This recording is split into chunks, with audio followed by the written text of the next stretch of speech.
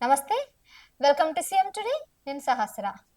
ఏపీలో కూటమి సర్కారు కీలక ఎన్నికల హామీ అయిన మహిళలకు ఉచిత బస్సు ప్రయాణ విషయంలో ట్విస్టుల మీద ట్విస్టులు పెడుతున్నారు. ఈ నెల 15వ తారీఖు నుంచి ఈ పథకం అమలుకు సిద్ధమవుతున్న నేపథ్యంలో దీనిపై కేబినెట్ సబ్ కమిటీ ఇచ్చిన సిఫార్సుల నివేదికను బయటపెట్టింది. ఇందులో ఉచిత బస్సు పథకం విషయంలో మహిళలకు కొన్ని విషయాల్లో షాకులు తప్పేలా కనిపించడం లేదు.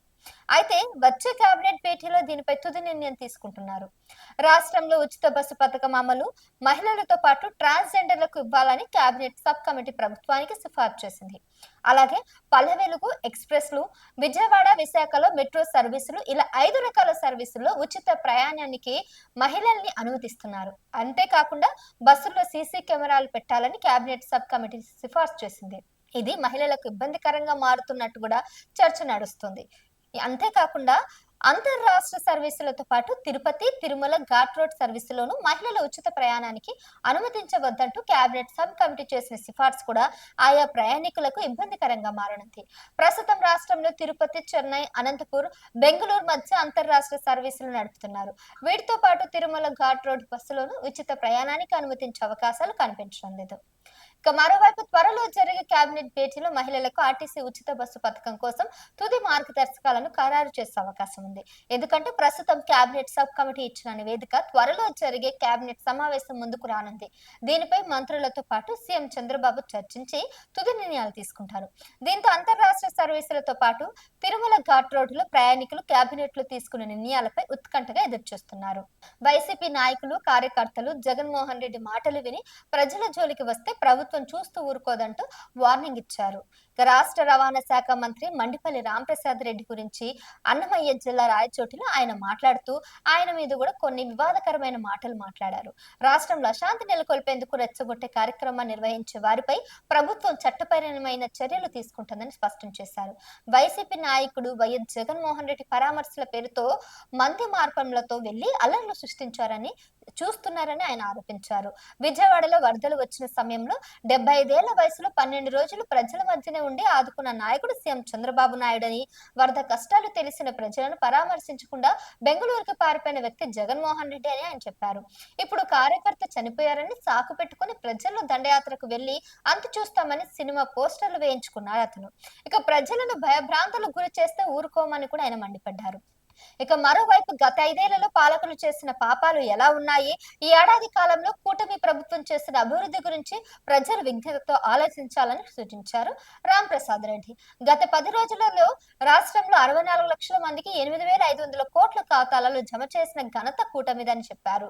ప్రభుత్వ కార్యక్రమాలు చూసి వైసీపీ నాయకుడు జగన్మోహన్ రెడ్డికి కడుపు మండి రెచ్చగొట్టే కార్యక్రమాలు చేస్తున్నాడని దుయ్యబట్టారు. వైసీపీ నాయకులు, కార్యకర్తలు జగన్మోహన్ రెడ్డి మాటలు విని ప్రజల జోలికి వస్తే ప్రభుత్వం చూస్తూ ఊరుకోదు.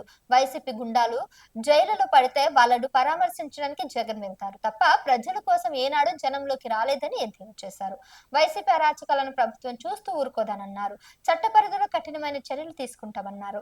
రాబోయే రోజుల్లో ఇచ్చిన మాట ప్రకారం మరిన్ని సంక్షేమ పథకాలు ప్రభుత్వం అమలు చేయడం జరుగుతుందని అన్నారు రాంప్రసాద్ రెడ్డి మండిపల్లి.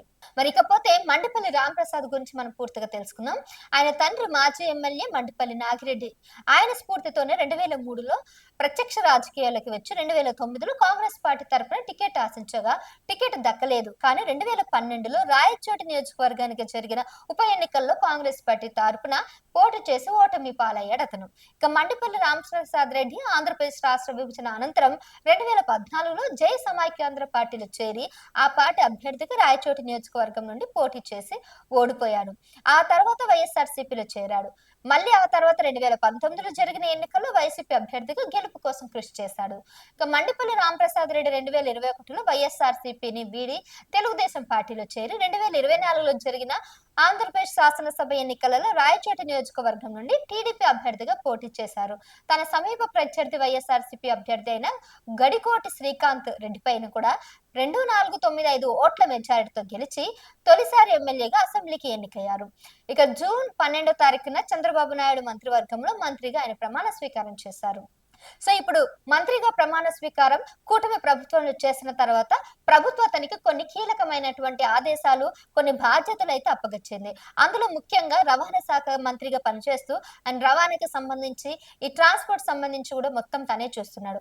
అందుకే ఈ మహిళలకు ఉచిత బస్సుల విషయంలో కూడా కీలక మార్పులు ఏమైనా చేయాలంటే ఈయన ఆదేశాల మేరకే జరుగుతున్నాయి. అయితే రీసెంట్‌గా జరిగినటువంటి కేబినెట్ సమావేశంలో మహిళలకి ఎక్కడి నుంచైనా ఏపీలో ఎక్కడి నుంచి ఎక్కడికి వెళ్ళాలన్నా కూడా ఉచిత బస్సు ప్రయాణం కల్పించడానికి ప్రయత్నిస్తున్నా విషయం తెలిసి కూడా ఇతను కొన్ని విషయాలలో అడ్డుపడుతున్నాడని కూడా అంటున్నారు. ముఖ్యంగా తిరుపతి నియోజకవర్గంలో తిరుపతికి వెళ్ళాలన్నా కూడా లోకల్‌లో ఎక్కడ తిరగాలన్నా తిరుపతికి ఇదంతా నష్టం కలుగుతుందని చెప్పి అక్కడ మాత్రం ఎగ్జంప్షన్ ఇచ్చి అక్కడ వాళ్ళు మాత్రం ఖచ్చితంగా టికెట్ తీసుకొని వెళ్ళాలి. ఇక కొన్ని ప్రాంతాలకు మాత్రం టికెట్ లేకపోయినా పర్వాలేదు అన్నట్టు కూడా ఈ ఈ రిపోర్ట్‌నయితే నివేదించినట్టు తెలుస్తుంది. మరి ఈ విధంగా కొన్ని విషయాల్లో కొన్ని ఆంక్షలు పెట్టడం వల్ల రాంప్రసాద్ రెడ్డి ఆయన మీద ప్రజల్లో కొద్దిగా వ్యతిరేకత అయితే కనిపిస్తుంది.